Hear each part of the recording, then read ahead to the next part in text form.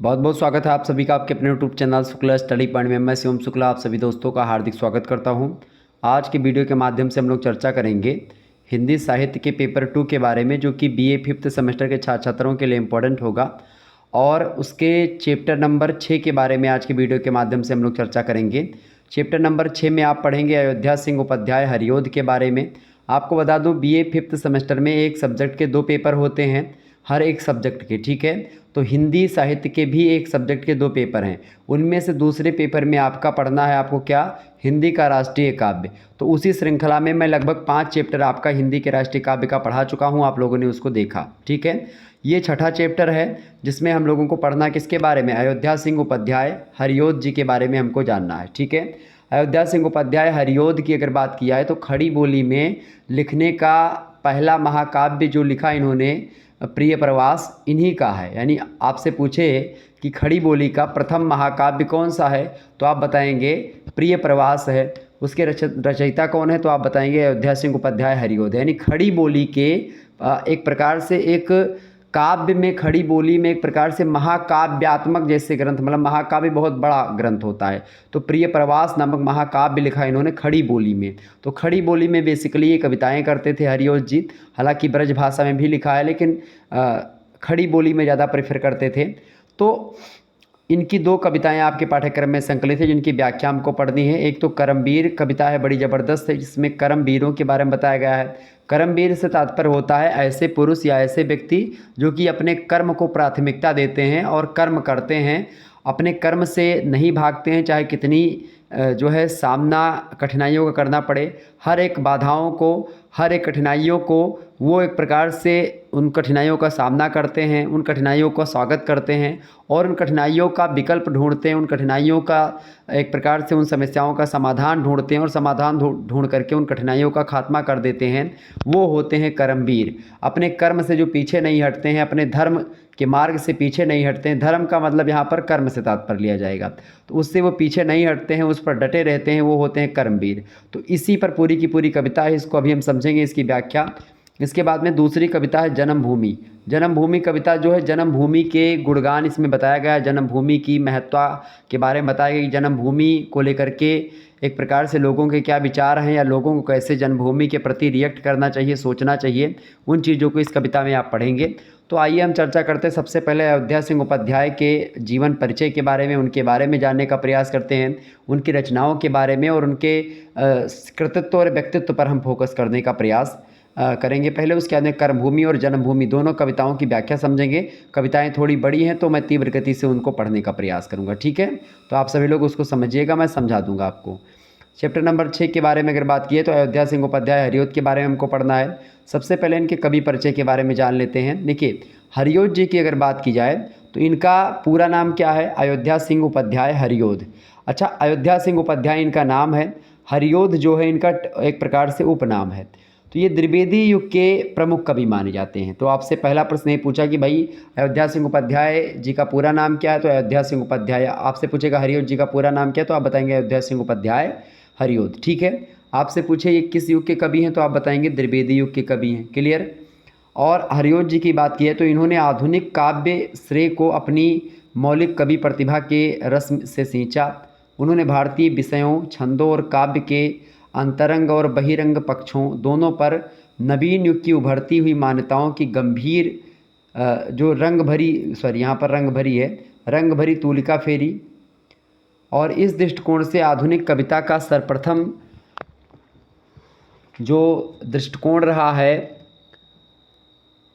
आधुनिक कविता का, वो सबसे पहले कवि यदि बात किया तो हरियोध को कहा जा सकता है कि ये आधुनिकता को अपनी कविताओं में स्थान देते हैं और आधुनिक भाषाओं को, यानी खड़ी बोली के मामले में एक प्रकार से आगे हैं अन्य कवियों से, ठीक है।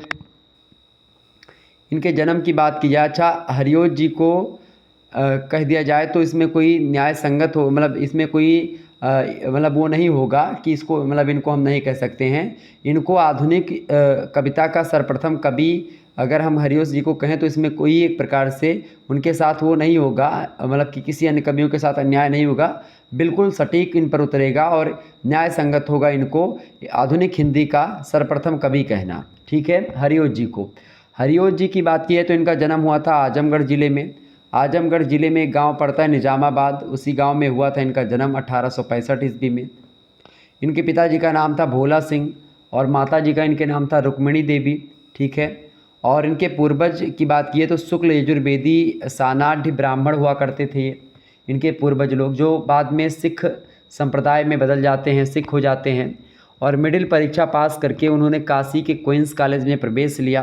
काशी का क्वींस कॉलेज बड़ा मशहूर कॉलेज है, तो वहाँ पर इन्होंने प्रवेश लिया, किंतु अस्वस्थता के कारण से कॉलेज इनको छोड़ना पड़ जाता है।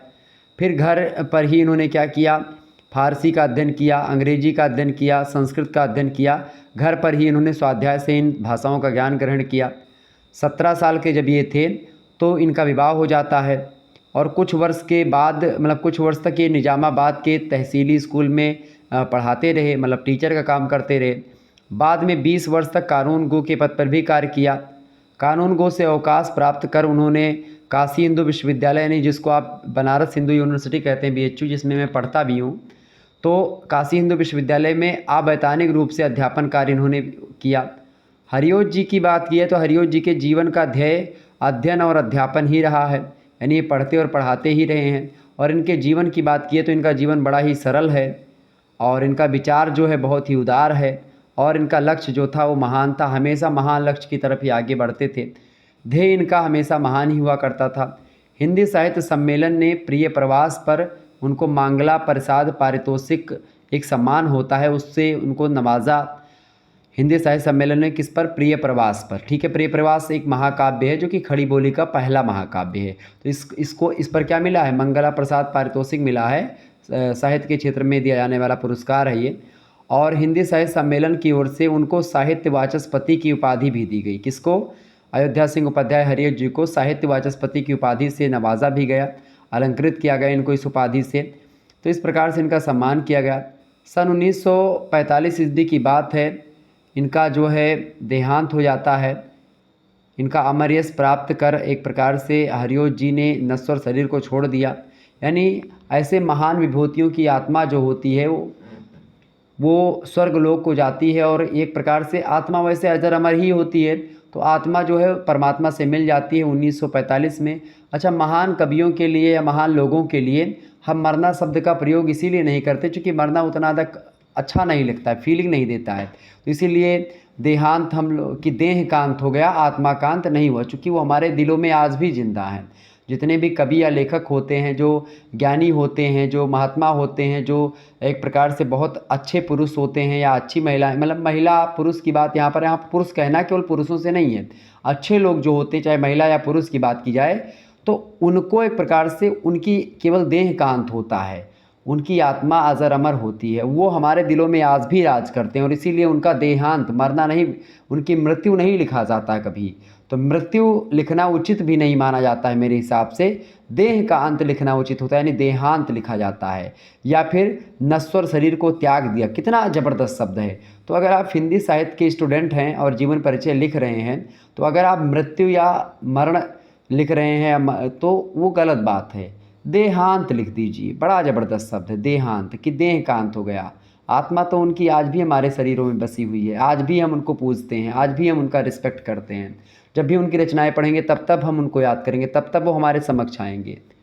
मैं तो तुलसीदास जी को पढ़ता हूँ तो मुझे लगता है कि हमारे सामने, हमारे बगल में बैठे हैं, ऐसा मुझे प्रतीत होता है। ऐसे मुझे अधिकतर कवियों को पढ़ते हुए ऐसा फीलिंग आती है। निराला जी को मैं जब पढ़ता हूँ तो बड़ी हमें लगता है कि निराला जी के जीवन में जो दुख हैं, उन दुखों को मैं पढ़ करके भाव विभोर हो जाता हूँ एकदम से। ठीक है। तो ये चीज़ें वो आज भी जिंदा हैं, आज भी वो हमारे लिए जिंदा है। तो ऐसे इसीलिए थोड़ा सा ध्यान रखेंगे। रचनाओं की अगर बात की है तो खड़ी बोली को काव्य भाषा के पद पर प्रतिष्ठित करने वाले कवियों में हरियोज जी का नाम बहुत आदर से लिया जाता है। इनकी प्रमुख रचनाएं हैं, जैसे कि इन्होंने नाटक भी लिखे हैं। नाटकों में इनका नाटक है प्रद्युम्न विजय, एक इनका नाटक है, और एक रुक्मिणी परिणय इनका नाटक है। ठीक है। इनकी माता जी का नाम भी क्या था? रुक्मिणी देवी था। रुक्मिणी परिणय यानी रुक्मिणी का परिणय माने होता है विवाह। ठीक है, या साथ। तो रुक्मिणी का जो विवाह है एक प्रकार से वो जब भगवान श्री कृष्ण के साथ होता तो उस समय के बारे में इसमें बताया गया है। प्रद्युम्न विजय का इसमें गाथा, प्रद्युम्न भगवान श्री कृष्ण के पुत्र थे तो उनके बारे में यहाँ पर बताया गया है। उपन्यास अगर आप देखेंगे तो इन्होंने उपन्यास लिखा है। इनका प्रथम उपन्यास है प्रेम कांता। ठेठ हिंदी का ठाठ, ये भी उपन्यास है। इसके अलावा अधखिला फूल, ये भी इनका उपन्यास है। प्रारंभिक प्रयास की दृष्टि से ये उपन्यास इनके उल्लेखनीय है और इन्होंने उपन्यासकार में इन तीनों उपन्यासों को लिखा है और ये फेमस उपन्यास हैं इनके। काव्य ग्रंथों की बात की तो उनकी प्रतिभा का विकास मुख्य रूप से कवि रूप में हुआ। गद्य लेखन के रूप में हरिओत जी को उतना ज़्यादा लोग नहीं जानते हैं जितना एक कवि के रूप में जानते हैं। तो उनका कवित्व जीवन जो है वो ज़्यादा प्रखर है और उनका जो गद्यात्मक लेखक है वो थोड़ा कम प्रखर है। मतलब है प्रखर लेकिन कवि के तुलना में वो थोड़ा कम फीका पड़ता है। उन्होंने छोटे बड़े 15 से अधिक काव्यों की सृष्टि करी, काव्यों की रचना करी। उनके प्रमुख ग्रंथ जो हैं वो कुछ इस प्रकार हैं, जैसे कि प्रिय प्रवास। प्रिय प्रवास इसकी बात की है तो ये वियोग श्रृंगार का एक महाकाव्य है। शुरुआत में ही आप देखते हैं जैसे कि बैठी खिन्नायक दिवस वे गेह में थी अकेली, आके आंसू दृग युगल से थे धरा को भिगोते, प्रातः वाली सुपवन नाई उसी काल वातायनों से। ठीक है, तो इस प्रकार से राधा जी बैठी हुई हैं खिन्न मन से। सुबह की हवा आती है खिड़की झरोखे से और उनको लगती है उस हवा को दूतिका बना करके भेजती हैं, इसीलिए उस कविता को पवन दूतिका कह दिया गया। प्रिय प्रवास में ही है ये कविता। तो पवन दूतिका शीर्षक से आप कविता पढ़े होंगे।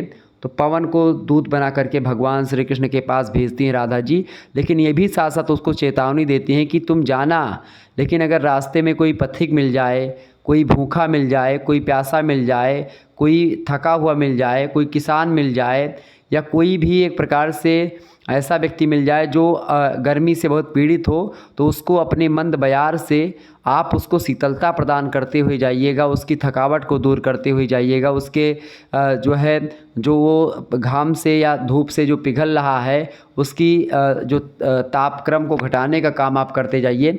इस प्रकार से यानी एक तरफ विरह है राधा जी का श्री कृष्ण भगवान के प्रति, लेकिन दूसरी तरफ वो पवन को दूतिका बना करके भेज भी रही हैं और दूसरी तरफ ये इंस्ट्रक्शंस भी दे रही हैं, ये बातें उसको समझा रही हैं दूतिका पवन को कि जाना रास्ते में, लेकिन अगर मिलें ऐसे व्यक्ति लोग तो उनकी मदद भी करते हुए जाना। ठीक है, ये सारी चीज़ें आप उस कविता में देखेंगे। तो वियोग श्रृंगार का महाकाव्य है प्रिय प्रवास। इसके नायक और नायिका शुद्ध मानव मतलब कि मानव रूप में सामने आए हैं। नायक हैं श्री कृष्ण भगवान जो लोक संरक्षण तथा विश्व कल्याण की भावना से परिपूर्ण मनुष्य हैं, और राधा जी इसकी नायिका हैं। ठीक है, अगली रचना है इसकी आप देखेंगे रस कलश। रस कलश की बात की तो इसमें उनकी आरंभिक अस्फुट कविताएं संकलित हैं और ये कविताएं श्रृंगारिक हैं। काव्य सिद्धांत निरूपण के लिए लिखी गई हैं रचनाएं। रस कलश जो है ये काव्य सिद्धांत को लेकर के लिखी गई हैं। कुछ आरंभिक रचनाएं भी, कविताएं भी इसमें लिखी गई हैं, लेकिन मुख्य रूप से श्रृंगारिक कविताएं हैं और काव्य सिद्धांत निरूपण को लेकर के रस कलश नामक रचना जो है इनके लिखी गई है अयोध्या सिंह उपाध्याय हरिओत जी की।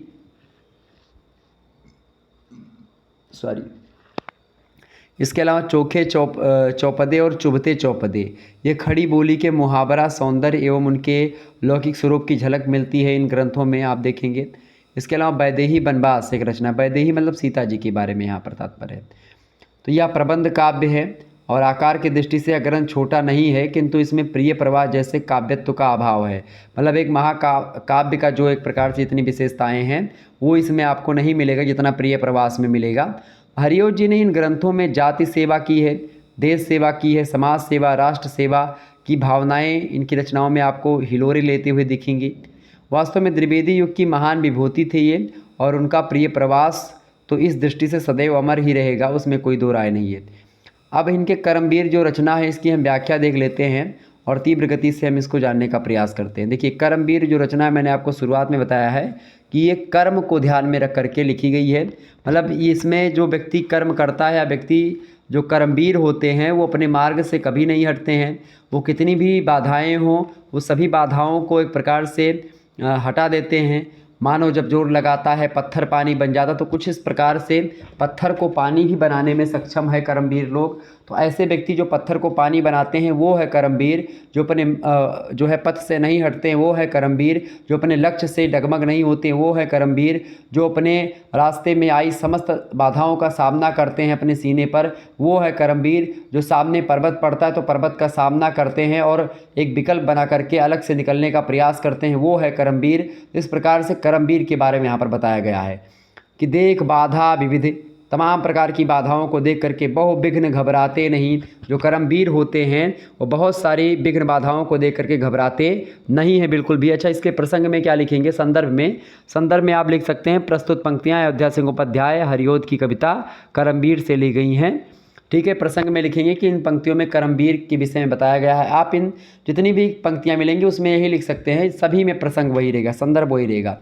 ठीक है, प्रसंग भी वही। प्रसंग मतलब तो कर्मवीर के बारे में बताया जा रहा है, कर्मवीर के विशेषताओं को बताया जा रहा है। ठीक है, कर्मवीर पुरुष के विषय में बताया जा रहा है, कर्मवीर मनुष्य के बारे में बताया गया है।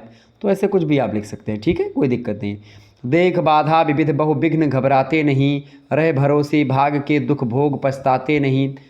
काम कितना ही कठिन हो किंतु उकसाते नहीं, भीड़ में चंचल बने जो वीर दिखलाते नहीं। हो गए एक आन में उनके बुरे दिन भी भले, सब जगह सब काल में वे ही मिले फूले फले। इन पंक्तियों में कवि कहता है कि जो मनुष्य कर्मवीर होते हैं वो कई प्रकार की बाधाएं उनके मार्ग में आती हैं, लेकिन वो हटते नहीं, वो घबराते नहीं हैं। वो रह भरोसे भाग के, वो एक प्रकार से खुद पर भरोसा करते हैं, भाग्य पर भरोसा नहीं करते हैं। वो अपने खुद पर भरोसा करते हैं और वो एक प्रकार से दुख को एक प्रकार से भोग करके पछताने का काम नहीं करते हैं। वो खुद पर भरोसा रखते हैं और उनके मार्ग में कितनी भी समस्याएं आए पर उनका वो डट करके सामना करते हैं। और काम कितना भी कठिन हो किंतु उकसाते नहीं, बहुत जल्दबाजी नहीं करते हैं, स्थैर्य में करते हैं, ठीक ठाक तरीके से करते हैं। उस काम से हटते नहीं, उस काम को छोड़ते नहीं हैं। भीड़ में चंचल बने जो वीर दिखलाते नहीं, और वो अपने आप को ऐसा भी नहीं कहते कि मैं वीर हूँ या ऐसा कुछ भी, ज़्यादा घमंड भी नहीं करते हैं। वह अपने ऊपर आए दुख को दूर करने का उपाय करते रहते हैं। हो गए एक आन में उनके बुरे दिन भी भले, सब जगह सब काल में वही मिले फूले फले।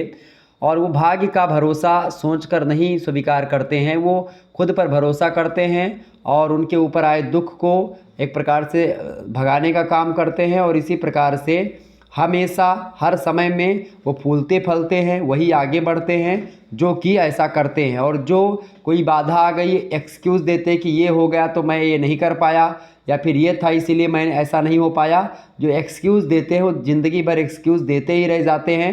और जो कर्मवीर होते हैं उन्हीं एक्सक्यूज़ को अपनी पावर बनाते हैं और फिर उससे डट करके सामना करते हैं और फिर निकाल देते हैं और नौकरी भी पाते हैं और भी तमाम प्रकार की ऊंचाइयों को हासिल करते हैं। नौकरी पाना कोई ऊंचाई की बात नहीं, लेकिन एक मध्य वर्गीय परिवार के लिए नौकरी पाना बहुत बड़ी बात है, बहुत उच्च बात है। ठीक है, ये बात ध्यान रखिएगा। इसीलिए आजकल की हमारी शिक्षा व्यवस्था क्या है कि नौकरी पर आधारित हो चुकी है, समझ रहे हैं। तो ये एक प्रकार से यही है कि भाई जब सभी लोग जो है अपनी आन पर भरोसा करते हैं, स्वाभिमानी होते हैं और एक प्रकार से लगातार अपने पथ पर अग्रसर हैं, अपने लक्ष्य से नहीं चूकते हैं, वही व्यक्ति कर्मवीर होते हैं। आगे है कि आज करना है जिसे करते उसे है आज ही, सोचते कहते हैं जो कुछ कर दिखाते हैं वही, मानते जी की हैं सुनते हैं सदा सबकी कही, जो मदद करते हैं अपनी इस जगत में आप ही, भूल कर वे दूसरों का मुंह कभी तकते नहीं, कौन ऐसा काम है वे कर जिसे सकते नहीं। मतलब जो कर्मवीर होते हैं, दुनिया में कोई ऐसा काम नहीं जिसको वो नहीं कर सकते हैं। वो दूसरों का मुंह नहीं देखते किसी काम को करते समय, वो खुद ही उस काम को कर लेते हैं। वो अपने स्वयं पर भरोसा करते हैं, किसी अपने पुछल्लों पर नहीं भरोसा करते कि किसी दोस्त के भरोसे बैठे हैं या किसी नौकर के भरोसे बैठे हैं कि मोहम्मद शाह रंगीले जैसे बैठे हों कि मुझे कोई जूती पहनाने वाला नहीं था, मैं नहीं तो मैं जो है हरा देता लोगों को। अबे ये क्या बात हुई, जूती पहनाने की बात कर रहे हो, जूती पहनाने वाला नहीं था इसीलिए तुम लड़ाई नहीं लड़ोगे, सिंहासन पर छिप करके बैठ जाओगे सिंहासन के पीछे, ये कौन सी बात हुई। तो भूल करके भी, वो भूल से भी दूसरों की सहायता के लिए, मतलब ये नहीं सोचते कि मैं दूसरों के बल पर मैं ये करूँगा, खुद के बल पर भरोसा करते हैं और उसी भरोसे को लेकर के आगे बढ़ते हैं। आज करना है जिसे करते उसे हैं आज ही, मतलब कर्मवीर जो हैं वो जो आज करना है उसको आज ही करते हैं, उसके लिए वो एक प्रकार से आज ही करते हैं, उसके लिए कल का टारा बारा नहीं करते हैं। जैसे काल करे सो आज कर, आज करे सो अब, और पल में परलय होएगी बहुरी करेगा कब, उस सिद्धांत पर वो चलते हैं और इसी सिद्धांत को फॉलो करते हैं और आगे बढ़ते हैं उसी पर। ठीक है, चूँकि तो कवि यहाँ पर कहता है, अयोध्या सिंह उपाध्याय हरियोत जी कहते हैं कि जो कर्मवीर होते हैं वो ये नहीं देखते हैं कि आज हमको क्या करना है, या फिर जो सोचते हैं कि आज हमको ये करना है तो आज ही करते हैं, उसका मतलब आज ही होता है, कल नहीं होता है। वो जो सोचते हैं वो करते हैं, सोचते कहते हैं जो कुछ कर दिखाते हैं, वही जो सोचते हैं वही करते हैं और उसको आगे करते रहते हैं। मानते जी की हैं, सुनते हैं सदा सबही की, वो सभी लोगों की सुन ज़रूर लेते हैं लेकिन वो करते हैं हमेशा अपने मन की, अपने जी की, जो उनकी आत्मा कहती है उसी को वो कहते हैं, उसी को फॉलो करते हैं। वो होते हैं कर्मवीर, जो मदद करते हैं अपनी इस जगत में आप ही, जो अपने ऊपर खुद भरोसा करते हैं और अपनी मदद भी स्वयं करते हैं। वो भूल करके भी दूसरों का मुंह नहीं ताकते हैं कि हमारा फलाने मदद करेंगे, वो खुद ही अपने आप में एक प्रकार से वन मैन आर्मी का काम करते हैं। कर्मवीर जो होते हैं वो वन मैन आर्मी की तरह होते हैं, वो अपने आप पर भरोसा करते हैं, वो भूल करके भी दूसरों पर भरोसा नहीं करना चाहते हैं और वो लगातार एक प्रकार से वे सब कार्य अपनी मेहनत के बल पर करना चाहते हैं। वो होते हैं कर्मवीर। इस पंक्तियों में ये इस प्रकार से बताया गया।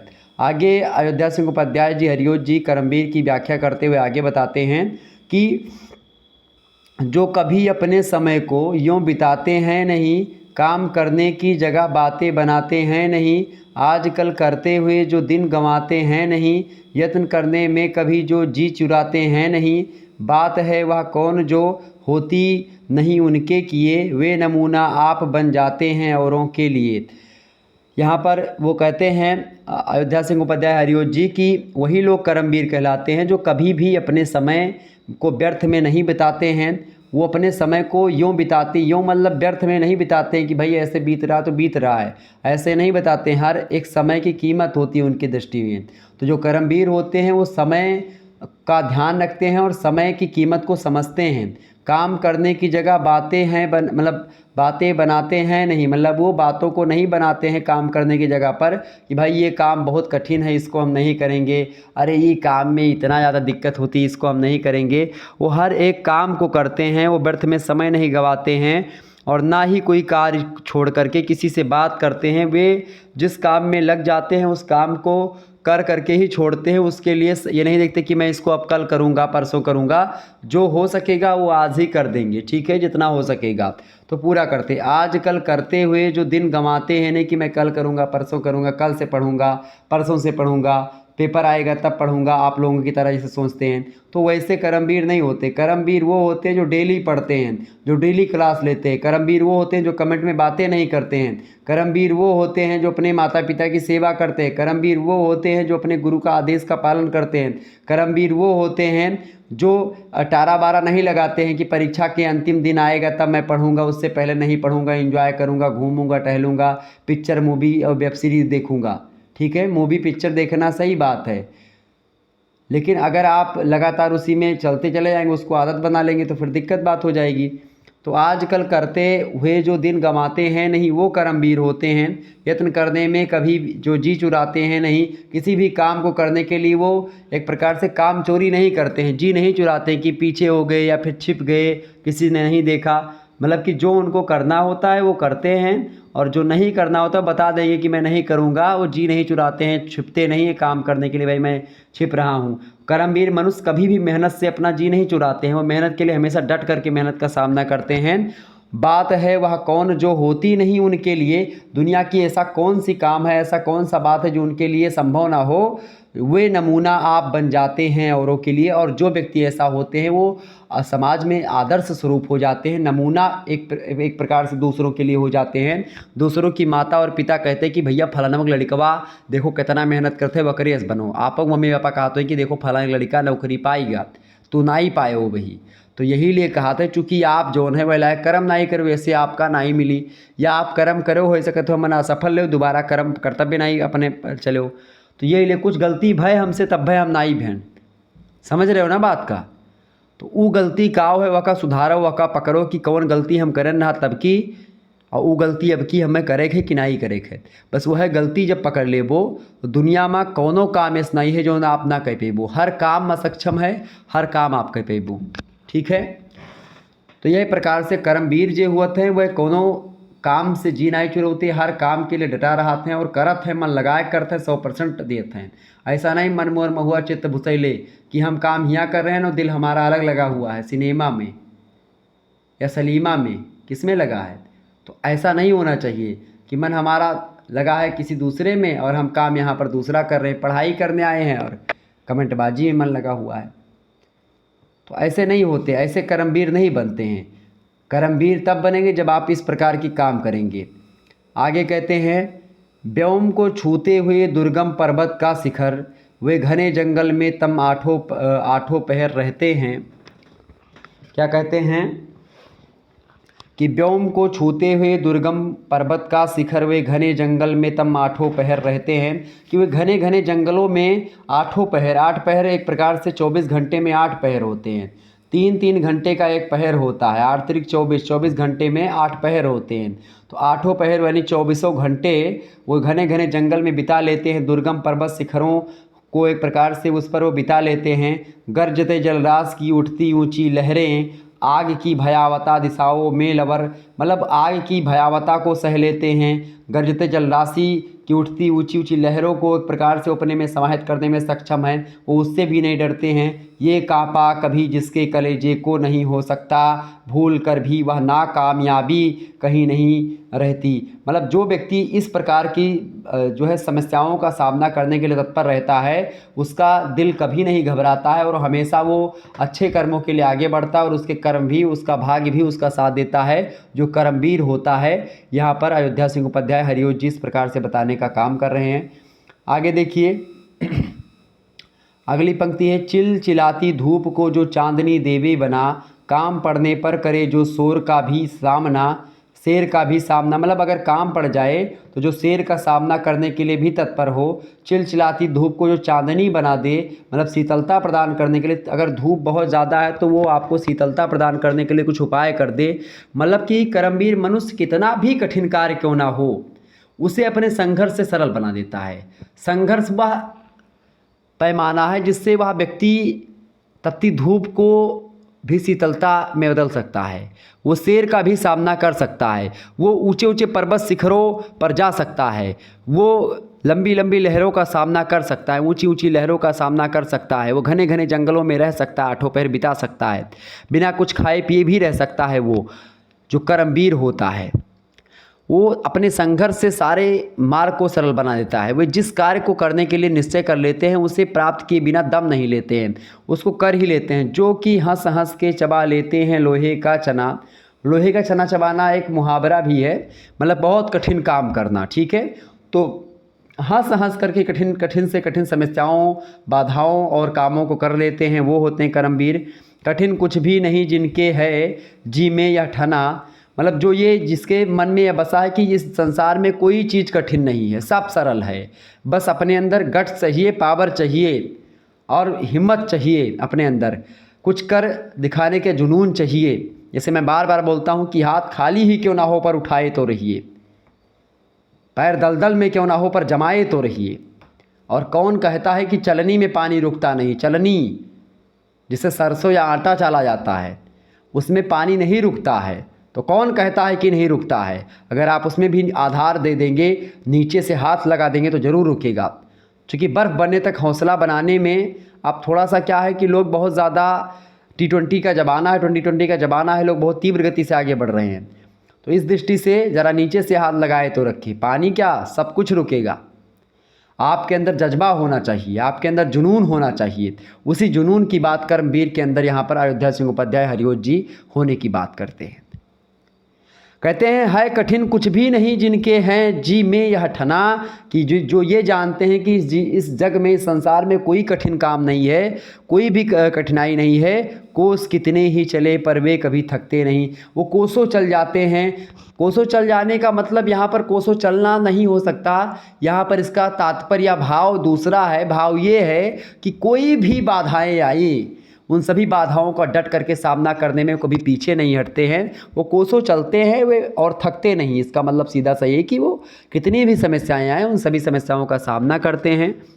वो मेहनत से पीछे नहीं हटते हैं और जब तक वो अपनी मंजिल नहीं प्राप्त कर लेते तब तक वो मंजिल जो है पाने के लिए हमेशा, चूँकि मार्ग में बहुत सारी कठिनाइयाँ आती हैं, उन सभी का सामना करते हुए वो आगे जाते रहते हैं और हंसते हंसते बाधाओं को सह लेते हैं और अपना कार्य बना लेते हैं। वो होते हैं वीर पुरुष। कौन सी गुलशन जिसको खोल वे सकते नहीं, कौन से ऐसा एक प्रकार से काम है जो वो नहीं कर सकते, कौन सा ऐसी समस्या जिसका समाधान उनके पास नहीं है, जो कर्मवीर होते हैं। कर्मवीरों के पास हर मर्ज की दवा है। ठीक है,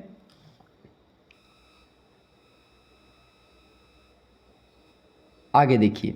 आगे, ठीकरी को वो बना देते हैं सोने की डली, कि कठिन से कठिन चीज़ों को एक प्रकार से बहुत सरल बना देते हैं। तात्पर्य ये है, रेग को करके दिखा देते वे सुंदर खली, बेव बूबों में लगा देते हैं चंपे की कली, काक को भी सिखा देते हैं कोकिल का कली।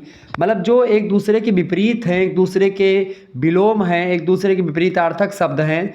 ठीकरी को वो सोने की डली बना सकते हैं, रेग को वो सुंदर कली मतलब बना सकते हैं, सुंदर खली बना सकते हैं, बेवबूबों को वो चंपे की कली बना सकते हैं, वो कौवे को एक प्रकार से कौवे की बोली को कोकिल यानी एक प्रकार से कोयल की बोली में बदल सकते हैं।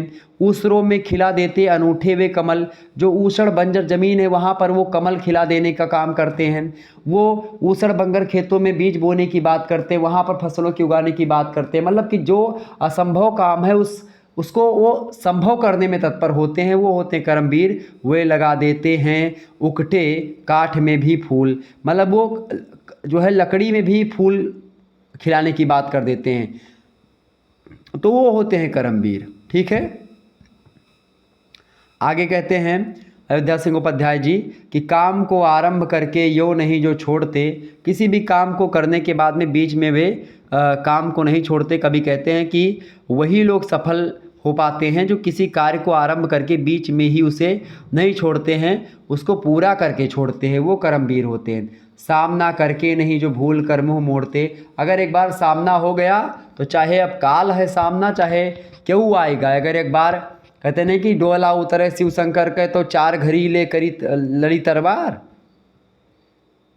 आलखंड में आप देखते हैं कि अगर शंकर भगवान साक्षात अगर आ जाएं, आल्हा उदल कहते हैं, जो है चौड़ा कहता है, चौड़ा जो है द्वापर द्रोण की औरत, द्रोणाचार्य का अवतार था चौड़ा। तो चौड़ा मंत्री था पृथ्वीराज का, तो वो कहता है कि अगर डोला उतरे शिव शंकर का तो चार घड़ी ले करी, मतलब कि जो है वार करी तलवार, मतलब तलवार से एक प्रकार से वो लड़ने की बात करता है कि उनसे भी एक प्रकार तो चार घड़ी ले करी वार, मतलब ऐसे कुछ है कि मतलब वो चार घड़ी तक शंकर भगवान से लड़ने की बात करता है।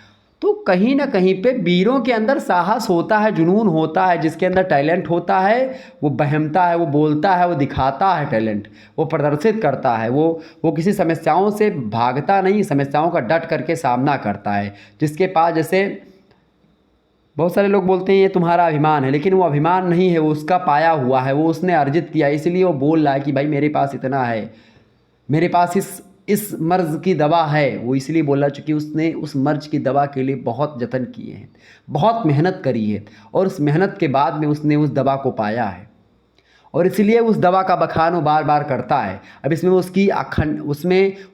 उसका अभिमान नहीं है, उसमें उसके गर्व करने की बात है। जो गगन के फूल बातों से वृथा नहीं तोड़ते, वो जो भौकाल नहीं छोड़ते हैं, फर्जी का बातें नहीं बनाते हैं, जो ठीक है, जो एक प्रकार से वो अपना काम जो होता है खुद ही करते हैं, और उनका प्रयास तब तक जारी रहता है जब तक उनको मंजिल नहीं मिल जाती है। वे असंभव को खास करके वो सारी चीज़ों को कहीं ना कहीं पे क्या कर देते हैं, कठिन कामों को सरल बना देते हैं। संपदा मन से करोड़ों की नहीं जोड़ते, बन गया हीरा उन्हीं के हाथ से है, काठ बन कांच को करते दिखा देते हैं उज्जवल रतन। मतलब वे जो हैं एक प्रकार से ऐसे कर्मवीर के समझदारी से बड़े लोगों का जो अभिमान है वो चकनाचूर हो जाता है, क्योंकि उनकी कठिन साधना उन्हें महान बना देती है कर्मवीरों को, और ये अपने पराक्रम के प्रभाव से सामान्य को असामान्य तथा हीन को महान बना देते हैं। जैसे शीशा जो होता है, यहाँ पर बन गया हीरा उन्हीं के हाथ से, कांच को करके दिखा देते हैं उज्जवल रतन। मतलब जो कांच होता है, शीशा होता है, उसका रतन से संयोग करके, या संयोग जब उससे रतन से उसका संयोग करवाया जाता है तो चमकदार हो जाता है। तो इस प्रकार से वो वो एक प्रकार से शीशे को हीरे जैसा बना देते हैं। जो कर्मयोगी होते हैं वो ऐसा करने में सक्षम होते हैं, वो चमकदार बना देते हैं, क्योंकि जब शीशा को रत्न से मिला देंगे तो हीरे जैसा चमकने लगता है।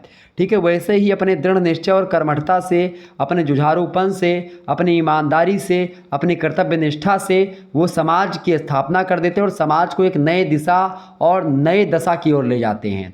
वो होते हैं कर्मयोगी। यहाँ पर अयोध्या सिंह उपाध्याय जी उस कर्मयोगी की बात करते हैं। आगे कहते हैं कि पर्वतों को काट कर सड़कें बना देते हैं वे।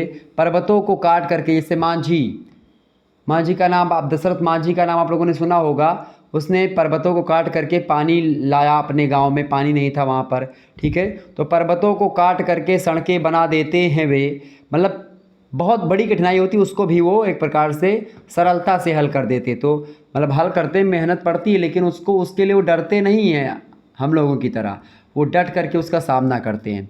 पर्वतों को काट कर सड़कें बना देते हैं वे, सैकड़ों मरुभूमि में नदियाँ बहा देते हैं। मरुभूमि मतलब मरी हुई भूमि। मरी हुई भूमि का मतलब यहाँ पर है मरुस्थल से। मरुस्थल मतलब रेगिस्तान, जहाँ पर बालू बालू ही है, जहाँ पर नदियाँ हो ही नहीं सकती हैं, वहाँ पर नदियाँ बहाने की बात कर्मयोगी कर सकते हैं। कर्मयोगी के लिए वो भी असंभव नहीं है। वो रेगिस्तान में यानी कि मरुस्थल में भी नदियाँ बहाने की बात करते हैं और उसमें वो कायल भी हैं, वो कर भी सकते हैं ऐसा। गर्भ में जलराशि के बेड़ा चला देते हैं वे, मतलब वो समुद्र के गर्भ में भी, समुद्रों में, बड़े बड़े समुद्रों में बड़ी बड़ी जहाज़ों को बना करके समुद्र के उस पार हो जाते हैं। जंगलों में भी महामंगल रचना देते हैं वे, मतलब जंगलों में भी आप देखते हैं वो क्या कर देते हैं, शहर का निर्माण कर देते हैं, महामंगल रचना देते हैं वे, मतलब वो जंगलों को काट करके बड़े बड़े शहरों का निर्माण कर देते हैं। इसके अलावा भेद नभतल का उन्होंने है बहुत बतला दिया, मतलब वो एक प्रकार से जो कर्मवीर होते हैं वो अपने संघर्ष जो करने वाले व्यक्ति होते हैं, अपने संघर्ष से वो जैसा चाहें अपनी चाहत के अनुसार इस संसार को बना देते हैं। है उन्होंने ही निकाली तार की सारी क्रिया, तो कहीं ना कहीं पे वो सारी चीज़ें करने में सक्षम हैं जो एक आम इंसान नहीं कर पाता। उसको कर्मयोगी जो होते हैं बड़े ही आसानी से कर लेते हैं। कर्मयोगी कौन होता है? हम और आप ही कर्मयोगी हैं। अगर हम अपने अच्छे रास्तों पर चलें, अपने कर्तव्य से ना हटें, अपने कर्तव्य और अपनी समस्याओं, जो हमारे जीवन में समस्याएं उनका डट करके सामना करें, तो हम ही कर्मयोगी हैं। आगे देखिए, अगला प्रश्न है, मतलब अगली जो पंक्तियां हैं वही कर्म भूमि कविता की हैं, मतलब कर्मवीर कविता की ही हैं। कविता क्या है कि कार्यस्थल को वे कभी नहीं पूछते वह है कहाँ। वो नहीं पूछते कि हमारा कार्यस्थल कहाँ है, जहाँ पर जाते हैं वही उनका कार्यस्थल हो जाता है। कर दिखाते हैं असंभव को संभव हुए वहाँ, जहाँ पर असंभव चीज़ें हैं वहाँ पर वो संभव असंभव को बनाने में सक्षम होते हैं। उलझनें आकर उन्हें पड़ती हैं जितनी जहाँ, मतलब जितनी उलझनें जहाँ पड़ती हैं उन्हीं सभी उलझनों को वे दिखाते हैं नया उत्साह उतना ही वहाँ। जहाँ पर जितनी ज़्यादा कठिनाइयाँ पड़ती वहाँ पर उतने ज़्यादा मोटिवेशन लोगों को देते हैं, एक आदर्श रूप प्रस्तुत करते हैं वहाँ पर जा कर के। डाल देते हैं विरोध सैकड़ों की अड़चनें और वे जगह से काम अपना ठीक करके ही टले, मतलब वो लोगों को जो सैकड़ों लोग हैं उन सभी की अड़चनों को मिटा देते हैं। उन सभी सैकड़ों लोगों के जो दिल में समस्याओं को लेकर के डर है उस डर को ख़त्म कर देते हैं, एक आदर्श रूप बनते हैं और उन सभी समस्याओं से डट करके सामना करके लोगों के लिए एक नमूना, एक आदर्श पेश करते हैं, सभी काम को ठीक कर देते हैं। आगे है, जो रुकावट डालकर होवे कोई पर्वत खड़ा, जो रुकावट डालकर होवे कोई पर्वत खड़ा, तो उसे देते हैं आसान अपनी युवतियों से वे उड़ा। मतलब अगर आपके मार्ग में कोई रुकावट दे रहा है, कोई पर्वत आ रहा है या कोई भी मार्ग में बाधा आ रही है, तो उसको वो अपनी युवतियों से, अपने टैलेंट से, अपने जुगाड़ से उसको वहाँ से वो हटा देते हैं, उसको उड़ा देते हैं। मतलब जो पर्वत रूपी समस्या, उस समस्या को जड़ से ख़त्म करने का काम कर देते हैं। इसके अलावा बीच में पड़र जलधि जो काम देवे गड़बड़ा, अगर उनके कहीं पर भी उनको ऐसा लगता है कि ये बीच भंवर में उनकी मझधार में या कोई चीज़ है, मतलब कि उनको लगता है कि भाई अब जाने वाला है हमारा, या नैया डूबने वाली है, तो फिर उसको भी सही कर देते हैं। तो बना देंगे उसे वे क्षुद्र पानी का घड़ा, अगर कोई भी एक प्रकार से उनके लिए लगता है कि भाई अब उसमें जल में डूब जाएंगे या कोई भी वस्तु, तो उसको जल का घड़ा बना करके उसका उपयोग कर सकते हैं। तो इस प्रकार से आप देखते हैं कि वे हर एक समस्याओं का डट करके सामना करते हुए उसको बड़े ही आसानी से और बहुत ही सरल तरीके को अपना करके बहुत ही कम समय में समस्याओं से समाधान पा लेते हैं। जैसे समस्याओं से समाधान पाने में आप देखिए भगवान श्री कृष्ण कितनी समस्याएं पांडवों को आई, लेकिन हर एक समस्याओं का निदान उन्होंने बताया उन लोगों को। बन खंगालेंगे करेंगे व्योम में बाज़ीगरी, कुछ अजब धनुकाम के करने की उनमें है भरी। मतलब कुछ अलग सी चाह, अलग सी करने की कला होती है कर्मवीरों में, और जिन्हीं कला के दम पर वो हर एक काम को करने में सक्षम होते हैं। आगे की सब तरह से आज जितने देश हैं फूले फले। लास्ट में कवि यही कहता है कि सब तरह से जितने भी देश हैं वो आज फूले फले, सभी आगे बढ़ें, और जितने भी देश हैं सभी को बुद्धि विद्या धान विभव ये सब एक प्रकार से उनके पास डेरे हों, सभी मतलब इन सभी में उनकी वृद्धि हो हर एक देश की। वे बनाने से उन्हीं के बन गए इतने भले, वे सभी हैं हाथ से ऐसे सपूतों के पले।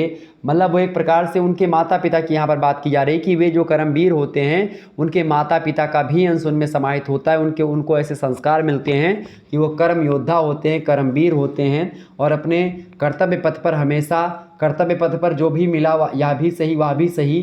जैसे कि किसने कहा ये बात, अटल बिहारी वाजपेयी की कविता है कि क्या हार में क्या जीत में किंचित नहीं भयभीत में, कर्तव्य पथ पर जो भी मिला यह भी सही वह भी सही। और एक कविता है कलम आज मतलब वरदान मांगूंगा नहीं, किसी कवि की है मुझे ध्यान नहीं आ रहा है। वरदान मांगूंगा नहीं, क्या हार में क्या जीत में किंचित नहीं भयभीत में, तिल तिल मिटूंगा पर दया की भीख मैं लूँगा नहीं, वरदान मांगूंगा नहीं। इस प्रकार से कविता है।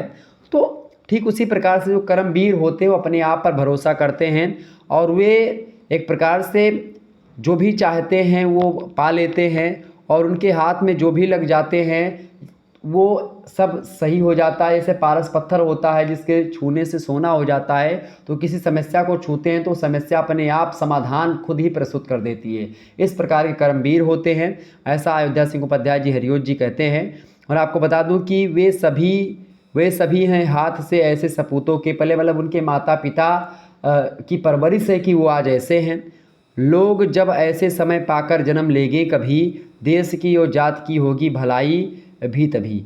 मतलब यहाँ पर कह रहे हैं कि देश और जाति की भलाई तभी होगी, अपने कुल और मर्यादा की भलाई तभी होगी जब ऐसे ऐसे सपूत हमारे देश में आएंगे और ऐसे ऐसे लोग जन्म लेंगे, ताकि वो अपने बच्चों को इस प्रकार से इन कर्मवीर के बारे में बता सके और इस प्रकार का ज्ञान दे सके। तो ये रही कर्मवीर कविता, जिसके बारे में मैंने आपको बताया। इसमें आपको कर्मवीर के बारे में आपको बहुत सारी चीज़ें पता चल गई। आगे बढ़ते हैं और अगली कविता है आपकी जन्मभूमि। जन्मभूमि कविता की व्याख्या हम लोग देख लेते हैं फटाफट से। एक बार सभी लोग वीडियो को लाइक और शेयर कर दीजिएगा। जन्मभूमि जो कविता है इसकी अगर व्याख्या की बात की जाए, देखिए, सुरसर सी सरी है कहाँ मेरु सुमेर समान, जन्मभूमि सी भू नहीं भूमंडल में यान। संदर्भ क्या लिखेंगे, प्रस्तुत पंक्तियाँ अयोध्या सिंह उपाध्याय हरिओत की कविता जन्मभूमि से उद्धृत हैं या ली गई हैं। ठीक है, प्रसंग में लिखेंगे कि इसमें जन्मभूमि के विषय में बताया गया है। बस जन्मभूमि के महत्व के बारे में समझाया गया, जन्मभूमि की विशेषताएं बताई गई, जन्मभूमि के महत्व को प्रासंगिक बताया गया, जन्मभूमि पर मर मिटने की बात कही गई, जन्मभूमि को सर्वोपरि बताया गया है। कुछ भी आप लिख सकते हैं, जो भी इनमें से आप अच्छा लगे आपको लिख सकते हैं। ठीक है, तो जन्मभूमि कविता का श्रेय है कि जन्मभूमि के प्रति प्यार की भावना और जन्मभूमि के प्रति मर मिटने की भावना, जननी जन्मभूमि से चा स्वर्गादय पिगरीयसी के भावों को आगे बढ़ाने का काम इन पंक्तियों के माध्यम से किया जा रहा है। सुरसर सी सरी है कहाँ मेरु सुमेर समान, मेरु माने पर्वत, सुमेर माने पर्वत। ठीक है, सुरसर माने नदी। तात्पर्य यहाँ पर यह है कि कवि यहाँ पर कहने का प्रयास कर रहा है कि हमारी जन्मभूमि में नदियों की ऐसी सुंदरता है, जो कि भारत में आप देखते हैं सिंधु, सतलज, रावी, झेलम, ठीक है, चिनाब, और इसके अलावा आप जाएंगे गंगा, यमुना, सरस्वती और सरयू। ओके, इसके अलावा सोन, टोन, तमाम प्रकार की नदियाँ। दक्षिण में आप जाएंगे कावेरी, कृष्णा, नर्मदा, कई सारी नदियाँ आपको मिलेंगी। तो ये सारी नदियाँ जो हैं कहीं ना कहीं पे आप देखते हैं, ये केवल आपको भारत में इतनी नदियों का संगम, और प्रयागराज से लेकर के कर्णप्रयाग, देवप्रयाग, ठीक है, और प्रयागराज, ये सब आप देखते हैं यहीं पर आपको केवल भारत में ही दिखेगा। तो भारत की जो जन्मभूमि है वो सबसे बेस्ट है। यहाँ पर जन्मभूमि के माध्यम से भारतीय जन्मभूमि या भारतीय जनमानस में एक प्रकार से अपने जन्मभूमि के प्रति प्यार और अपने जन्मभूमि की महत्व को समझाने का काम यहाँ पर किया गया है कि सुरसर सी सरी है कहाँ, कि इस प्रकार से नदियों जैसा जमावड़ा या नदियाँ कहाँ पर बहती हैं, कहीं पर नहीं बहती हैं, मेर सुमेर समान। और ऐसे ऐसे पर्वत आपको कहाँ, या पर्वतों की श्रृंखलाएँ ऐसी ऐसी कहाँ पर आपको देखने को मिलेंगी, कहीं नहीं है। और जन्मभूमि सी भू नहीं, हमारी जन्मभूमि से ऐसी भू कहीं पर नहीं है। भूमंडल में, यानी पूरे के पूरे भूमंडल में इस प्रकार की पृथ्वी या इस प्रकार के नदियों का संगम और इस प्रकार की पर्वतों की श्रृंखलाएं, इस प्रकार की भूमि और इस प्रकार के मैदान, ऐसे उपजाऊ क्षेत्र अन्य किसी देश में नहीं हैं। ठीक है। दूसरी पंक्ति, प्रतिदिन पूजे भाव से चढ़ा भक्ति के फूल, नहीं जन्म भर हम सके जन्मभूमि को भूल। जन्मभूमि को कौन नहीं पूजता है? जन्मभूमि को प्रतिदिन लोग पूजा भाव से जन्मभूमि पर श्रद्धा रूपी पुष्प को चढ़ाते हैं, और प्रतिदिन पूजे भाव से चढ़ा भक्ति के फूल, भक्ति रूपी फूल को चढ़ा करके लोग जन्मभूमि को पूजते हैं। और सुबह उठते ही बहुत सारे लोग जन्मभूमि को, माता धरती को प्रणाम करते हैं। हम लोग धरती को माता बोलते हैं क्योंकि सीता जी धरती की ही पुत्री हैं, और इसीलिए लव और कुश की नानी कौन है? सीता मैया की माता जी, यानी कि पृथ्वी माता। एक समय की मैं बात बताऊं, हनुमान जी की अगर बात बताऊं तो हनुमान जी जब लंका से लौट करके आते हैं, एक बार की बात है, मैं एक कथा सुन लीजिए, बहुत ज़बरदस्त कथा है। हनुमान जी जो हैं जब लंका जाते हैं तो लंका जाने से पहले राम जी से मिलते हैं, तो राम जी से कहते हैं कि प्रभु श्री राम, हमको अपना पुत्र की उपाधि दे दीजिए, हमको अपना पुत्र मान लीजिए आप। तो राम जी कहते हैं, बेटा मतलब जो है हनुमान जी, मैं आपको पुत्र की उपाधि नहीं दे सकता। तो हनुमान जी ने कहा, फिर कौन देगा गुरु जी, मतलब प्रभु जी? तो राम जी ने एक बड़े गदगद शब्दों में कहा कि देखिए, पुत्र बनाने का अधिकार माता को होता है। जब तक माता आपको स्वीकार नहीं करेगी कि आप उनके पुत्र हैं, तब तक मैं नहीं कह सकता। तो जब हनुमान जी लंका में जाते, मतलब जाते हैं माता सीता के पास, तो माता सीता से नहीं कहते कि हमको आप पुत्र कहो, वो अपने टैलेंट के बल पर माता सीता से पुत्र कहवा लेते हैं। कैसे कहवाते हैं कि जब जाते हैं तो माता सीता उनसे क्या कहती हैं, वो कहते हैं कि मुझे बड़ी भूख लगी माता जी, और मुझे जो है यहाँ पर जाना है न। तो सबसे पहले जब माता सीता के सामने हनुमान जी कूदते हैं मुद्रिका लेकर के, तो बहुत छोटे से कद के होते हैं। तो माता सीता पूछती हैं कि हैं सुत का कपि तुम ही समाना, कि हे कपि, क्या तुम्हारे समान ही जो है ऐसे ऐसे लोग हैं इतने छोटे छोटे? तब प्रभु करते हैं कि कनक भूधराकार शरीरा समर भयंकर अति बलबीरा, तब ऐसे रूप को धारण करते हैं। तो ये पहली बार सुत उन्होंने कहा कि हैं सुत कपि का तुम्हें समाना, सब तुम्हें समाना, मतलब पहली बार सुत कहा सीता जी ने, एक बार। तो हनुमान जी बहुत ज्ञानी थे, तो उन्होंने कहा कि एक बार से सुत कहने से काम नहीं चलेगा। मन में उन्होंने सोचा, फिर कहा और एक आध बार बुलवाते हैं। फिर माता सीता से कहा कि माता भूख लगी है और वहाँ पर वाटिका में बड़े फल अच्छे अच्छे लगे हैं, तो आप कहें अगर आदेश दे तो मैं थोड़ा सा अपनी भूख मिटा लूँ। तो माता सीता जी ने कहा, उन्होंने क्या कहा कि सुन सूत विपिन करहीं रखवारी, कि हे सूत, विपिन माने जंगल, जंगल की रखवारी कौन कर रहे हैं? सुभट, सुभट माने बहुत सुगठित शरीर वाले, सुडौल शरीर वाले बड़े बड़े राक्षस जो हैं, विपिन यानी जंगल की रखवारी कर रहे हैं। ऐसे में तुम जो है संभल करके जाना, माता सीता कहती। 2 बार सुत हो गया। और जब वो फल वल खा करके लंका वंका जार करके आते हैं, तो माता सीता से आशीर्वाद लेने आते हैं, प्रणाम करते हैं, कहते चलती बेरिया अब आशीर्वाद ले लें तब चले। तो आते हैं, हाथ जोड़ करके बैठते हैं, माता सीता को प्रणाम करते हैं। माता सीता उनको कहती हैं कि अजर अमर गुण निधि सुत हो और करहु बहुत रघु नायक छोहू। कहते हैं कि वहाँ पर भी सुत कहा, अजर अमर गुण निधि सुत हो, हैं सुत कपि का तुम्हें समाना, पहली बार सुत कहा। दूसरी बात, सुन सुत विपिन करें रखवारी, दूसरी बार सुत। तीसरी बार सुत कब कहा? तीसरी बार सुत कहा मेरे प्यारे दोस्तों, अजर अमर गुण निध सुथोहु, 3 बार हो गया, 3 तिरपाचा माता जी से खवा लिया। फिर कहा अब माते मुझे आदेश दीजिए, मेरे प्रभु श्री राम मेरा इंतजार कर रहे हैं, जल्दी सूचना पहुँचाएँ। फिर जो है चलत महाधुन गर्जस भारी, गर्भ श्रवह सुनिश्चर नारी, वो चलते हैं और तीव्र गति से आकर के पहुँचते हैं। फिर जब आते हैं वो भगवान श्री राम के पास पहुँचते हैं तो क्या होता है, चरण पर्यो प्रेमा कुल और त्राहि त्राहि भगवंत। अच्छा, और जब वो एक प्रकार से पड़ जाते हैं भगवान राम के चरण पर, एकदम से गिर जाते हैं, कहते हैं तो सीता माता की खोज हो गई, पुत्र भी बन गया, माता भी मिल गई और पिता भी मिल गए। और जब पैर नीचे लेट करके सो रहे थे, मतलब सो रहे हैं, मैं बोल रहा हूँ मतलब कि प्रणाम कर रहे थे, तो वहीं पर एकदम से लेट गए हनुमान जी पृथ्वी पर, एकदम से मत्था टेक करके भूमि पर एकदम से लेटे हुए हैं। तो भगवान श्री राम उनको बार बार उठा रहे हैं कि बार बार प्रभु चाहई उठावा, लेकिन प्रेम मगन त्यहीं उठब न भावा। यहाँ पर किसका प्रेम है, प्रेम मगन, किसके प्रेम की बात हो रही है यहाँ पर? एक तो माता का प्रेम, माता सीता का मिल गया, एक पिता का प्रेम जो उसके पैरों में लेटे हुए हैं, और तीसरा प्रेम यहाँ पर एक और है। इसलिए नहीं उठ रहे हैं चूँकि माता सीता पृथ्वी की पुत्री हैं, जन्मभूमि से निकली हैं वो। इसीलिए मैं पूरा भूमिका बताया समझाने के लिए। आप में से बहुत सारे लोग सोच रहे हैं कि सर जी काहे के लिए कथा बाँच रहे हैं इतना ज़्यादा, तो कथा मैं इसीलिए बाँच रहा था क्योंकि जन्मभूमि की महत्व मैं आपको बताने का प्रयास कर रहा था।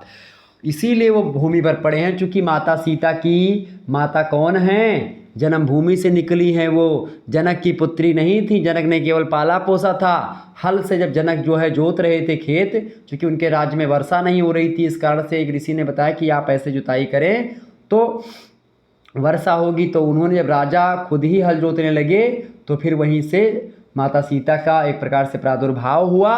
और माता सीता चूँकि भूमि से निकली इसलिए भूमि की पुत्री हुई। और जब माता सीता की माता कौन है, माता सीता की माता जी भूमि हैं और हनुमान जी सीता जी के पुत्र हैं, तो भूमि से और हनुमान जी का क्या रिश्ता हुआ, नानी का रिश्ता हुआ, नानी और नाती का रिश्ता।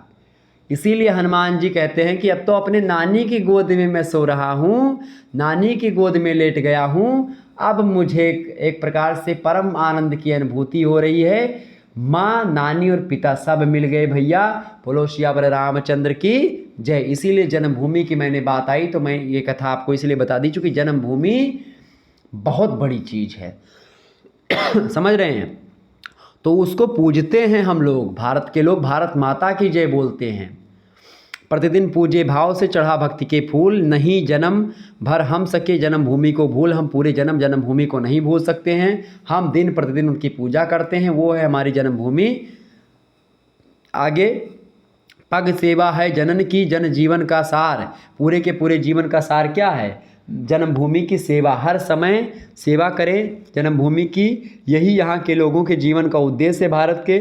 और हमें इस जन्मभूमि के मिले राजपद भी रहे, जन्मभूमि रज प्यार। अगर हमको इसके बदले राजपद भी मिले या राजपद मिले या ना मिले, कुछ भी ना मिले, सारा कुछ हमारा ख़त्म हो जाए, लेकिन मैं जन्मभूमि से अपना प्यार नहीं छोड़ूंगा। भारत के लोग यही सोचते हैं। ऐसा यहाँ पर अयोध्या सिंह उपाध्याय हरिओत जी बताते हैं। आगे कहते हैं, आजीवन उसको गिने सकल अमन सिर मौर, और जन्मभूमि जल जात के बने रहे जन भौर। जिस प्रकार से भौरा जो होता है वो एक पुष्प की चारों ओर तरफ मड़राता रहता है, लगातार कमल पर मड़राता रहता है, ठीक उसी प्रकार से भंवरे की भांति हम जन्मभूमि पर मड़रा रहे हैं। जन्मभूमि रूपी कमल पर भौरे रूपी मनुष्य लगातार मड़रा रहा है, और उस जन्मभूमि को छोड़ करके हम कहीं नहीं जा सकते। आजीवन उसको हम नहीं छोड़ करके जा सकते। वो हमारे सिरमौर है। सिरमौर मतलब एक प्रकार से जैसे सिर का ताज आप मान सकते हो कि जन्मभूमि के बिना हमारा कुछ भी अधूरा, सब कुछ अधूरा है। ठीक है, जन्मभूमि हमारा सब कुछ है। आगे, कौन नहीं है पूजता कर गौरव गुणगान। कौन ऐसा है भारत का जो अपनी जन्मभूमि से प्रेम नहीं करता। जननी जन्मभूमि च स्वर्गादपि करिसी। हर व्यक्ति जन्मभूमि को पूजता है, हर व्यक्ति, क्योंकि जननी और जन्मभूमि स्वर्ग से भी बढ़ करके बताई गई हैं, और इसीलिए जननी और जन्मभूमि को लोग पूजते हैं। तो कौन नहीं पूजता है इस देश में जो है जन्मभूमि को, सभी पूजते हैं। कभी कहता है कौन नहीं पूजता कर गौरव गुणगान, मतलब वो तंज कसता है कि सभी लोग पूजते हैं। कहने का भाव ये है, जननी जननी जनक की जन्मभूमि को जान, मतलब एक प्रकार से भारत भूमि के गौरव गान को सभी लोग पूजते हैं और जन्मभूमि सब लोगों की जान है। यहाँ अनेक वीर पुरुषों ने जन्म लिया है और इसीलिए यह भूमि जो है हमारे लिए बहुत ही स्पेशल हो जाती है। आगे उपजाती है फूल फल जन्मभूमि की खेह, मतलब अपनी जन्मभूमि जो है ये एक प्रकार से क्या करती है, ये सभी प्रकार के फल फूलों को अपने में समाहित करती। फल फूल जो होते हैं इसी में उगते हैं, वृक्ष बड़े बड़े इसी में लगते हैं। और इसके अलावा सुख संचन रत छवि सदन के कंचन सी दे हैं। सदन माने होता है घर, कंचन माने होता है सोना। तो एक प्रकार से यह सभी प्रकार के सुख सुविधा है जो व्यक्ति जन्मभूमि के विकास के हित कार्यों में लग जाता है, उसका जीवन सफल हो जाता है और वो एक प्रकार से उसका सुंदर छवि हो जाता है। और भारत में आप देखते हैं ये जो भूमि है एकदम से सुवर्ण की भांति दिखाई पड़ती है, इसकी मिट्टी सोने से भी बढ़ कर के बताई गई है। आगे उसके हित में ही लगे हैं जिसके वह जात और जन्म सफल हो वार कर जन्मभूमि पर गात। यहाँ पर आप देखते हैं सभी लोग, यहाँ पर सारी सुविधाएं हैं, सारे हित हैं, सभी चीज़ें हमारी सफल होती जन्मभूमि में रह करके।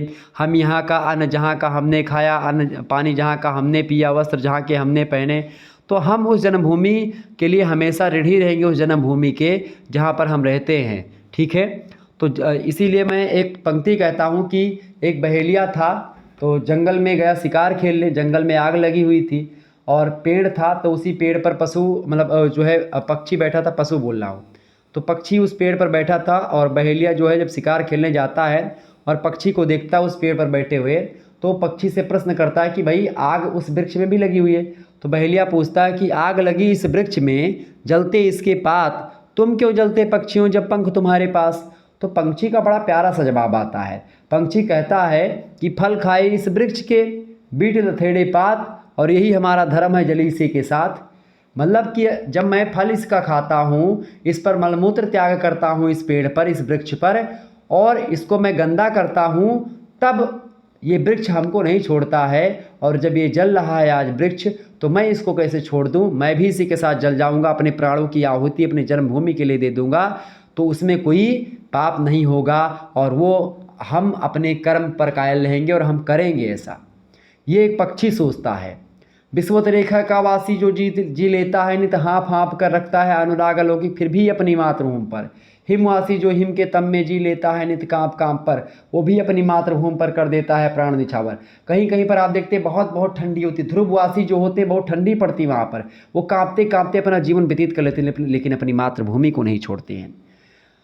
जो विषुवत रेखा का वासी जो है वो जीवन भर हाँफ हाँफ करके जी लेता है, क्योंकि विषुवत रेखा पर सूर्य हमेशा लंबवत होता है, गर्मी हमेशा 47-47 डिग्री सेल्सियस रहती है, लेकिन लोग वहाँ पर हाँफ हाँफ करके जी लेते, गर्मी में जी लेते, लेकिन अपनी मातृभूमि को नहीं छोड़ना पसंद करते हैं। और हम चूँकि भारत में पैदा हुए, भारत की जो जन्मभूमि है, भारत की जो भूमि है, वहाँ पर ठंडी गर्मी बरसात तीनों मौसम 4-4 महीने रहते हैं, परिवर्तित होते रहते हैं। कभी ठंडी है, कभी बरसात है, कभी गर्मी है, तीनों का आनंद आप लेते हैं। और फिर भी आप अपनी जन्मभूमि से अगर प्यार नहीं करेंगे तो आपसे बदतर कोई नहीं है और आप एक प्रकार से मृतक समान, जिसमें ना निज गौरव ना निज देश का अभिमान है, वो नर नहीं है, पशु निरा है और मृतक समान है। जो भरा नहीं है भावों से बहती, जिसमें रसधार नहीं, वह हृदय नहीं, वह पत्थर है जिसमें स्वदेश का प्यार नहीं। तो स्वदेश प्रेम वह पुण्य क्षेत्र है, अमल असीम त्याग से विलसित, आत्मा के विकास से जिसमें मनुष्यता होती है विकसित। तो उस गौरव की बात यहाँ पर कहने का काम कर रहे हैं अयोध्या सिंह उपाध्याय हरिओत जी। कहते हैं कि उसके हित में ही लगे जिससे वह जात और जन्म सफल हो वार कर जन्मभूमि पर गात। जन्मभूमि के लिए अगर प्राण निछावर की बात आएगी तो उसको हम कर देंगे। और जो व्यक्ति जन्मभूमि के विकास के हित के कार्यों में लग जाता है उसका जीवन सफल हो जाता है, ये बात कही गई है। इसके अलावा योगी बन उसके लिए हम साधे सब योग और सब भोगों से है भले जन्मभूमि के भोग। कि आप कितना भी कुछ ये सब कर ले, इधर उधर योग व साधना कितना भी कर ले, लेकिन अगर आप जन्मभूमि से कटे हुए हैं तो फिर आपका कुछ नहीं हो सकता। जन्मभूमि से भी आपको जुड़ना पड़ेगा, आपको अपनी मिट्टी की सौंधी सुगंध को अपने जहन में बैठाना पड़ेगा, अपने हृदय से अपनी सौंधी मिट्टी की सुगंध को लगाना पड़ेगा, महसूस करना पड़ेगा अपनी मिट्टी की सुगंध को, तब आप एक प्रकार से अपनी जन्मभूमि के महत्व को समझ पाएंगे। फलद कल्पतरु तुल्य हैं सारे बिटप बबूल। यहाँ के जो एक प्रकार से कल्पतरु का मतलब होता है, कल्पतरु का मतलब होता है कल्प वृक्ष। कल्प वृक्ष है जो एक प्रकार से वांछ से थी। कल्प वृक्ष में सारे फल होते हैं, आप जो भी फल की बात करोगे वो फल आपको मिल जाएगा। आप बोलो जितना फल चाहो उतना फल, कि 1 दर्जन केला, हाथ फैलाओ 1 दर्जन केला मिल जाए। 1 किलो आम, 1 किलो आम आ गया। 2 किलो अंगूर, अंगूर आएगा। 2 किलो मौसमी, वह आएंगे। कल्प वृक्ष का मतलब, कल्प तरु का मतलब होता है ऐसा वृक्ष जो कि जो कहे और कभी फल उसका ख़त्म ना हो और वो मिलता रहे हमेशा। तो देवताओं के पास कल्प वृक्ष है, वहाँ पर कल्प वृक्ष समुद्र मंथन से निकला था। ठीक है, तो यहाँ पर मतलब भारत के जो वृक्ष हैं, बबूल वगैरह के पेड़ भी हैं, जो बिटप पेड़ है, बड़े बड़े पेड़ हैं जिनमें कुछ नहीं फड़ता है, जिनमें कांटे होते हैं। भारत में वो वृक्ष भी कल्पतरु के समान है, मतलब कि कल्प वृक्ष की भांति हैं। हरिपद रजसी पूत हैं, जन्म धरा की धूल। यहाँ पर देवताओं की भूमि है, यहाँ पर देवता बहुत सारे हुए हैं, देवताओं की भूमि है। यहाँ की जो मिट्टी है वो अगर अपने सर में लगाने को मिल जाए तो बहुत बड़ी बात होती है। ठीक है, ये है अपनी जन्मभूमि। जन्मभूमि में है सकल सुख सुषमा समेत, अनुपम रतन समेत हैं मानव रतन निकेत। इस जन्मभूमि में आप देखते हैं मानव रतन तो है ही, इसके अलावा तमाम प्रकार के मोती, हीरा जवाहरात, सोना चांदी, अभ्रक, सीसा, जस्ता, तमाम प्रकार के मैग्नीशियम, सिलिकॉन, तमाम प्रकार के जितने भी तत्व होते हैं सब कुछ इस धरती में पाए जाते हैं। जन्मभूमि में है सकल सुख सुषमा समेत, सुख सुविधाएं, तमाम प्रकार के चीज़ें जो है वो इसी पृथ्वी में समाहित हैं, इसी धरती में समाहित हैं, भारत की धरती में समाहित हैं। तो उसके प्रति हमको प्रेम क्यों नहीं करना चाहिए, उसके प्रति हमको 100% प्रेम करना चाहिए, 100% अपनी जन्मभूमि के लिए हमको आगे बढ़ना चाहिए, उसके प्रति श्रद्धा भाव ये सब रखना चाहिए। ठीक है, तो ये हो गई कविता जिसकी व्याख्या मैंने करी। तो ये आपकी कविता लगभग संपन्न होती है यहीं पर। ठीक है, आपने समस्त मतलब कि आपने कविता समझ लिया अयोध्या सिंह उपाध्याय की कौन सी, आपने समझी करमवीर कविता और जन्मभूमि कविता। सभी कविताओं की मैंने व्याख्या बता दी, दोनों कविताओं की। और अब निश्चित तौर पर आपका अयोध्या सिंह उपाध्याय से कोई भी प्रश्न नहीं छूटेगा, आप आसानी से कर पाएंगे। अब अगला चैप्टर है 7वां चैप्टर, उसके बारे में हम लोग चर्चा करेंगे नेक्स्ट वीडियो में। मैथिली शरण गुप्त जी हैं 7वें चैप्टर में, और मैथिली शरण गुप्त भी द्विवेदी युग के बहुत ज़बरदस्त कवि हैं। तो मैथिली शरण गुप्त जी के बारे में बात करेंगे। उनकी रचना है एक आर्य, कविता है आर्य। तो आर्य की कुछ पंक्तियाँ आपके पाठ्यक्रम में संकलित है जो उसकी व्याख्या होगी। और एक कविता है मातृभूमि का एक अंश। मातृभूमि कविता जो है, उस मातृभूमि कविता का पूरा लगभग आपका जो 15 अंश है, उन 15 अंश के बारे में हमको पढ़ना है। तो आर्य और मातृभूमि की व्याख्या हम लोग देखेंगे, विस्तार समझने का प्रयास करेंगे। ठीक है, तो चर्चा करने का प्रयास हम करेंगे। तो आप सभी लोग जो है बने रहिएगा लास्ट तक। उस वीडियो में मैथिली शरण गुप्त का वीडियो भी लगभग 1-1.5 घंटे का होगा, वो लंबा वीडियो होगा क्योंकि 2 कविताएं और बहुत तीव्र गति से हमको उसमें पढ़ाना पड़ेगा। फिर उसके बाद में इकाई नंबर 4 आपकी समाप्त, मतलब इकाई 3 समाप्त हो जाएगी। फिर इकाई 4 में हम पढ़ेंगे, और इकाई 4 में हम जयशंकर प्रसाद के बारे में जानेंगे। ठीक है, छायावाद युगीन राष्ट्रीय काव्य में हम जयशंकर प्रसाद और भी जिन्होंने राष्ट्रीय काव्य को लेकर के रचनाएं लिखी उनके बारे में जानने का प्रयास करेंगे। ठीक है, बहुत सारे कवि हुए हैं, जयशंकर प्रसाद, निराला जी हो गए। ठीक है, इसके अलावा और भी कवि हैं जिन्होंने एक प्रकार से खास करके माखनलाल चतुर्वेदी हो गए, और भी कवि हैं। माखनलाल चतुर्वेदी भी देश को लेकर के कई सारी कविताएं लिखते हैं। सुभद्रा कुमारी चौहान हो गई। तो जो राष्ट्रीय विचारधारा से जुड़े हुए रचनाकार हैं उनके बारे में चर्चा करेंगे। ठीक है, चलिए फिर मिलते हैं हम नेक्स्ट वीडियो में। तब तक के लिए जय हिंद जय भारत। आप सभी का बहुत बहुत धन्यवाद हमारे से जुड़ने के लिए। इसी प्रकार से अपना प्यार हमेशा बनाए रखिएगा। तो इससे पहले के सारे चैप्टर्स अगर आपने नहीं देखे तो प्लेलिस्ट में आप प्लेलिस्ट में वीडियो आपको मिल जाएगी सारे चैप्टर्स की बिल्कुल फ्री में, तो आप आसानी से देख लीजिएगा। और वीडियो को शेयर सभी दोस्तों के पास अपने कर दीजिए, सभी कविताएं आराम से देख लें। 2-3 बार वीडियो देख लीजिएगा, आपकी सारी चीज़ें वैसे समझ में आ जाएंगी। ठीक है, तो चलिए फिर धन्यवाद, मिलते हैं नेक्स्ट वीडियो। बहुत बहुत धन्यवाद आप सभी का। Good night, I love you. बहुत बहुत धन्यवाद भाई।